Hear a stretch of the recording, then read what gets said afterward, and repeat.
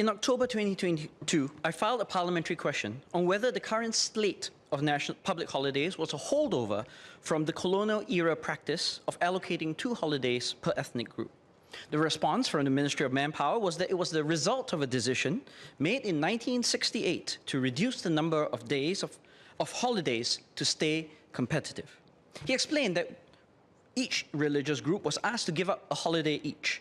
As a result, Muslims gave up the Prophet Muhammad's birthday, Christians relinquished Easter Monday, while Hindus chose Deepavali over Thaipusam. His response reiterated the government's long-standing position that the existing configuration of holidays was appropriate and that increasing them would indulge calls for a host of additional holidays, such as Lao Tzu's birthday or Women's Day. However, this response glosses over the important historical context for how these holidays came about in the first place. During the colonial period, the Strait Settlements, of which Singapore was a part, allocated public holidays by ethnic group. This was initially limited to the Chinese New Year, Hari Raya Puasa, and Thaipusam, but following a petition by the Malay and Indian communities to the then Legislative Council, Hari Raya Haji and Deepavali were added. This means that if we accept how holidays were historically granted by ethnic group, then this original distribution of 2 per group would have been fair. But holidays were added and removed thereafter due to self-government, our merger with Malaysia, and independence, such that 16 public holidays in 1967 were no longer equally distributed. Hari Raya Puasa was observed over 2 days, while Hari Raya Haji and the Prophet's birthday were also holidays. Easter weekend included Friday and Monday, alongside Christmas. Hence, when called to give up a holiday, the Indian community had to do so with a smaller number to begin with.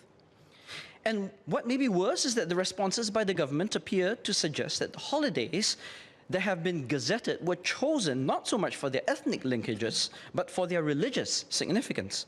If so, then the allocation of 2 per religion, Hari Raya Haji and Puasa, Good Friday and Christmas, and the 2 days of Chinese New Year and Deepavali and Vesak Day may, on its face, seem fair. Except, of course, Vesak Day, despite being the birthday of Indian prince and ascetic sage Siddhartha Gautama, is hardly celebrated by the local Indian community in Singapore at all, but more by Buddhists. In contrast, Thaipusam, despite its official non-recognition as a holiday, remains a spiritually significant and joyous affair for Hindus here. In the debate surrounding the Holidays Amendment Bill in 1968, which rescinded Thaipusam as a holiday, then Minister for Law and Economic Development, E.W. Barker, went as far as to suggest, and I quote, that if our island prospers, I'm sure the government will ask me to come back here, and on that day, it will be my pleasure to move amendments to increase the number of holidays, end quote. Between 1968 and today, our GDP per capita has grown from a little more than $2,100 to more than $127,000, close to a 60-fold increase. It is impossible to claim that we have not prospered. It is time to call in that promise made close to 6 decades ago and reinstate Thaipusam as a national holiday.